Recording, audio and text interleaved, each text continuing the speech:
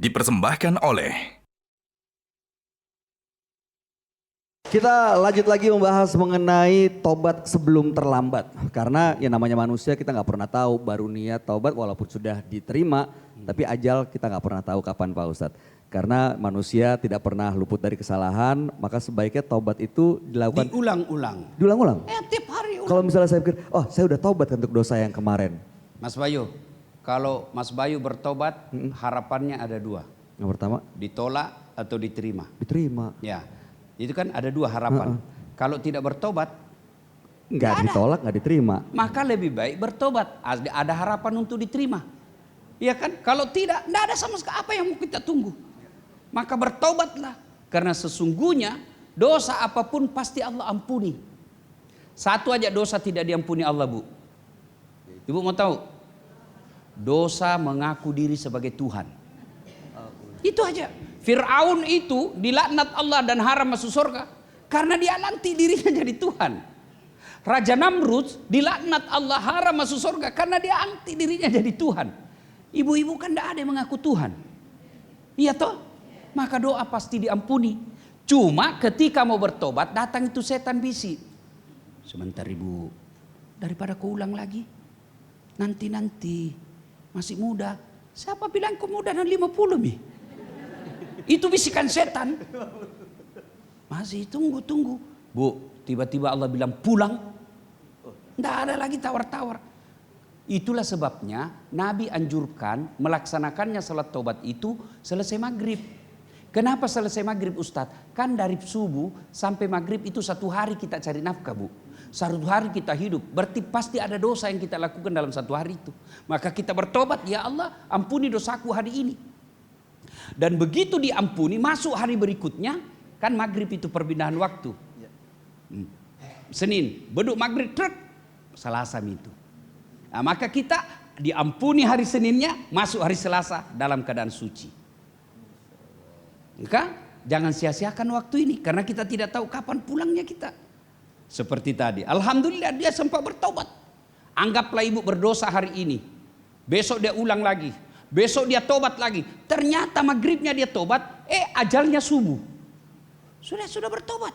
Tapi kalau tidak bertobat karena dibilang nanti, matilah dia dalam keadaan tidak bertobat. Tobat. Ramadan ini bulan untuk bertobat.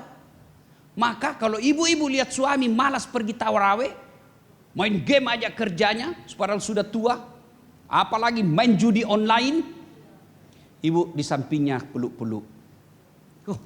Insaflah wahai manusia, bila dirimu bernoda. Sudah.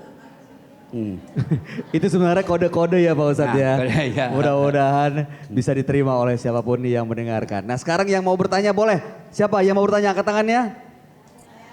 Siapa yang mau pulsa? Siapa yang mau bertanya?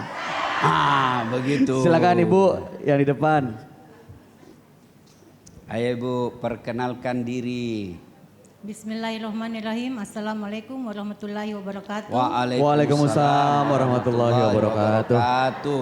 Perkenalkan Pak Ustadz, nama saya Erni Majid dari Majelis Taklim Nurul Salah Karwisi, Kecamatan Panakukan, Makassar. Izin bertanya Ustadz, tadi dibahas mengenai tobat. Bagaimana jika suami kita atau keluarga kita belum sempat bertobat Ustadz? Terus sudah dipanggil oleh Allah Subhanahu wa taala. Apakah amal-amal saleh yang dia tidak pernah lakukan bisa kita mewakili untuk menggantikannya atau bisa menggodoknya, misalnya sholatnya bolong-bolong, apakah bisa kita menggodoknya Ustaz sebagai anggota keluarganya? Hanya itu saja, terima kasih. Assalamualaikum warahmatullahi wabarakatuh. Waalaikumsalam warahmatullahi wabarakatuh. Terima kasih Ibu. Ya, sepanjang saya belajar, orang yang sudah meninggal, kewajibannya yang lewat tidak bisa diwakili. Yang kewajibannya, misalnya puasanya, sholatnya, dia tanggung nih. Ahli warisnya apa yang perlu kita lakukan, apa yang bisa. Kita minta tobatkan dia. Doakan supaya diampuni dosa-dosanya.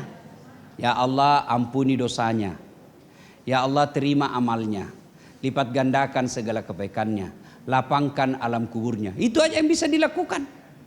Ya, kecuali yang bukan kewajiban. Bisa, contoh sedekah. Bisa atas nama sedekah, boleh. Ada yang bilang tidak sampai, biar mi. Kalau ada orang bilang biar tidak sampai, biar mi. Kalau saya, orang bilang tidak sampai, biar saya sedekah saja. Ternyata sampai, alhamdulillah. Ternyata tidak sampai, tidak rugi juga saya. Saya paling tidak dapat pahala, bukan pahala sedekah itu, tapi pahala birrul walidain, berbuat baik sama orang tua. Ada yang tanya, Ustadz sampai enggak itu kiriman kalau kita potong sapi? Saya bilang sampai. Kenapa? Karena sampai sekarang enggak ada sapi yang pulang. Ya iyalah Pak Ustadz. Iya toh. Udah selesai ke sana. Kalau pulang ya kabur, ngeri. Mau Pak Ustadz. lagi bukti Bu bahwa sedekah itu sampai. Misalnya saya sedekah 1 juta, sampai. Mau kita tahu sampai atau tidak? Mati pakai ku sedekah iki. Ya, lakukan saja ya Ibu ya. Maka sebelum terjadi itu lebih baik berbuat baik sekarang. Jangan berharap ada uang nanti pi anakku sedekahi Kak. Tidak, lebih baik sedekahi sekarang. Ya. Nah, bulan Ramadan bulan untuk pencucian dosa. Maka gunakan Ramadan ini untuk bertobat kepada Allah. Cara bertobatnya itu tadi dengan lisan, dengan sholat, dengan perbuatan, jangan mengulang, lalu ganti dengan segala kebaikan. Akhirnya saya ingin bercerita orang yang tobat. Namanya Fudail bin Iyad. Ini perampok Bu. Anak muda rampok aja kerja. Ini kisah nyata. Rampok aja kerjanya. Ada musafir, dia hadang, dia rampok. Ada orang kaya, dia masuki rumahnya, dia rampok. Tapi anehnya, dia tetap jatuh cinta sama seorang perempuan. Ada perempuan dia suka. Begitu dia mau temui itu perempuan, dia panjat itu tembok. Temboknya dia panjat itu. Tiba-tiba dia mendengar orang yang dalam rumah yang dipanjat temboknya itu membaca Al-Quran surah Al-Hadid ayat 16. Inti dari ayat itu, kapan kamu bertobat, ingat kepada Allah. Itu ayat itu, kira-kira seperti itu tema anunya. Ayat bunyi ayat itu, dia ingat. Langsung dia bilang cukup. Berhenti dia, tidak jadi ngapa. Perjalanannya pulang menyesal, dia sembunyi di suatu tempat. Dalam gua lah kira-kira. Di dalam gua itu dia mendapati orang yang lagi sembunyi. Orang yang lagi sembunyi ini sekelompok musafir. Dia bilang apa? Jalan maki sekarang deh. Mumpung kita tidak dilihat sama Fudail. Jalan maki sekarang. Ini si Fudail mendengar ini. Dia bilang, orang saja takut dengar namaku. Melebihi takutnya kepada Allah. Dia bertobat. Menyesal, memperbaiki diri. Dialah itu sekarang Fudail bin Iyad menjadi ulama terkemuka di dunia. Berarti kalau mau bertobat Allah pasti ambil. Allah pasti nyambut taubat kita. Itulah makna dari Al-Quran. Hebatnya orang-orang yang bertobat. Beda kalau kita salah kepada manusia. Ada syaratnya. Maafkan saya Bu. Iya saya maafkan Ki. Tapi jangan Ki lagi lewat depan rumahku Ya toh? Tapi Allah, ibu penuh dosa, bapak penuh dosa. Apa kata Allah dalam Quran? Innallaha yuhibbut tawwabina. Saya cinta kepada hambaku orang-orang yang bertobat. Bahkan Allah mencintai orang yang bangun sepertiga di akhir malam menyesali dosanya daripada mereka yang duduk hanya berzikir. Masya Allah. Allah mencintai orang-orang yang bertobat. Maka merugi orang-orang yang diberi umur panjang dan waktu yang sehat, yang cukup, badan yang sehat, dia tidak datang bertobat. Dan datangnya bertobat itu Lebih bagus lagi kalau kita aplikasikan, wujudkan dalam iktikaf di masjid. Masya Allah, dahsyat sekali. Ustadz, terima kasih atas petuah yang Terima diberikan kasih, Mas buat Bayu. kita semua.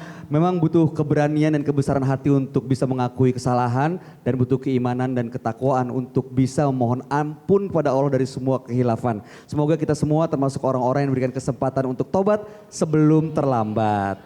Terima kasih ibu-ibu yang sudah datang dari Majelis Taklim Nurus Salah, Majelis Taklim Al-Amanah, Majelis Taklim Hijriyah, Majelis Taklim DWP Kemenak Goa, Majelis Taklim Nurul Ma'arif Paropo, Majelis Taklim Riyadul Jannah. Insya Allah pemirsa Metro TV, sahabat Dasar dimanapun Anda berada, besok kita akan berjumpa kembali tentunya di Gaspol Metro TV.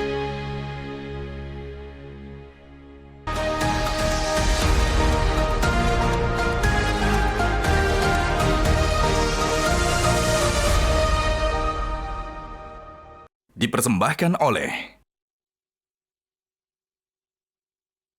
Jadi, tahukah? Jelajahi cara baru mendapatkan informasi. Download Metro TV Extend sekarang.